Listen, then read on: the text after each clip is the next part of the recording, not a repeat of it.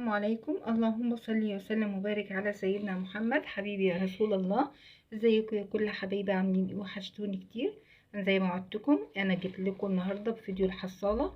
هنعرف ازاي نحوش مبلغ محترم ان شاء الله على دخلة شهر رمضان. لو ناقصك اي حاجه في بيتك باذن الله تعرفي تجيبيها. طبعا زي ما احنا عارفين الايام دي صعبه جدا وايام غلا، اللي نقدر نوفر حاجه ان احنا نجيبها يعني يبقى كويس جدا. طبعا انا مش شرط عليكم ان انتوا تمشوا بالمبدأ بتاع الحصالة، على حسب المقدار بتاعك اللي بيتوفر معاكي. كل واحدة عارفة الظروف بتاعتها في البيت، تمشي نفسها على قد الظروف اللي معاها. انا بقولك بس الفكرة وانتي بناء عليه لو تقدري نفذيها، لو مش بتقدري، لو حتى مثلا مبلغ بسيط يتوفر معاكي تمام. لو مش هيقدر يتوفر معاكي اي حاجة، انتي ادرى ببيتك وادرى بالتوفير اللي هيبقى معاكي. إن شاء الله فاضل على رمضان 77 يوم. اللهم بلغنا رمضان لا فاقدين ولا مفقودين يا رب العالمين، وجعله شهر الخير علينا يا رب العالمين. فأنا هقولك الفكرة بتاعتنا ازاي ان احنا نبدأ نعمل الحصالة بتاعتنا ونحط فيها المبلغ. دي حصالة عندي كده انا بحوش فيها. لو مش متوفر عندك حصالة هقولك تعملي حصالة ازاي. علبة الكفرسول او البيرسول بتجيبيها بعد ما تفضى وتقومي فاتحاها من الجنب او من تحت، وبتبدأي تحطي فيها الفلوس بتاعتك، فضة ورق اي حاجة. وفي الاخر خالص لما تيجي تفتحيها بتقومي قطعها كده بالسكينة وتقوم فتحها وتخرجي كل كمية الفلوس اللي انت حوشتيها. او ازازة او اي حاجة عندك، برطمان، واقفليه كويس علشان ما تفتحيش وتاخدي منه الفلوس بتاعة الحصالة دي. تمام. الفكرة بقى بتاعتنا ايه النهاردة؟ حصالة رمضان ان شاء الله 11/3/2024. ان شاء الله رمضان اول يوم هيبقى يوم 11/3. عندي هنا شهر 12 لسه، يوم 27 ويوم 28 ويوم 29 ويوم 30 ويوم 31. يوم 27 انا هحط في الحصالة بإذن الله 27 جنيه. يوم 28 هنحط 28 جنيه. ويوم 29 29 جنيه. ويوم 30 في الشهر برضو 30 جنيه. ويوم 31 هنحط 31 جنيه. يبقى كده إجمالي المبلغ بتاعي 145. ده إجمالي مبلغ شهر 12، الأيام اللي فاضلة من شهر 12 145 جنيه. نبدأ معانا بقى شهر واحد بإذن الله. يوم واحد هنحط جنيه. يوم اتنين هنحط 2 جنيه. يوم تلاتة هنحط 3 جنيه. يوم أربعة 4 جنيه. يوم خمسة 5 جنيه. يوم ستة 6 جنيه. يوم سبعة 7 جنيه. يوم تمانية 8 جنيه. يوم تسعة 9 جنيه. يوم عشرة 10 جنيه. يوم 11 11 جنيه. يوم 12 12 جنيه. يوم 13 13 جنيه. يوم 14 14 جنيه. يوم 15 15 جنيه. يوم 16 16 جنيه.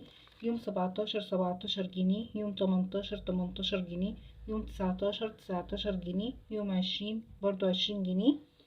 لغاية تكملة الشهر، يعني كل عدد اليوم بنحط قصاده عدد الفلوس. يعني يوم 22 هنحط 22، هنيجي لآخر الشهر يوم 29 هنحط 29، يوم 30 هنحط 30، وهكذا. عندي إجمالي الفلوس اللي هتتحط في شهر واحد هتبقى 496 جنيه. 496 جنيه. ده إجمالي فلوس شهر واحد. طيب أنا ممكن النهاردة متوفر معايا 29 جنيه. يبقى هقوم عاملة ايه؟ يبقى هقوم مثلا أحط الرقم الكبير اللي هو 29، أقوم حاطة 29 جنيه. طيب انا معايا النهارده 15 جنيه، يبقى هقوم مدوره على يوم 15 واحط ال 15 جنيه واقوم معلمه عليه. لو انا النهارده معايا مبلغ بسيط خالص هو جنيه واحد، هتحط النهارده مثلا يوم واحد. يعني انت لو متوفر معاكي فلوس هتدوري على الارقام الكبيره وتبداي بيها ان انت تخلصيها الاول، وبعد كده سيب الارقام البسيطه للاخر. ده برضو هينجز معاكي شويه. تمام. عشان ما تجيش وتتزنقي في الاخر، ممكن ما يبقاش معاكي اخر الشهر مبالغ كبيرة. فانتي ابدأي بالارقام الكبيرة برضو الاول، هيبقى اسهل ليكي.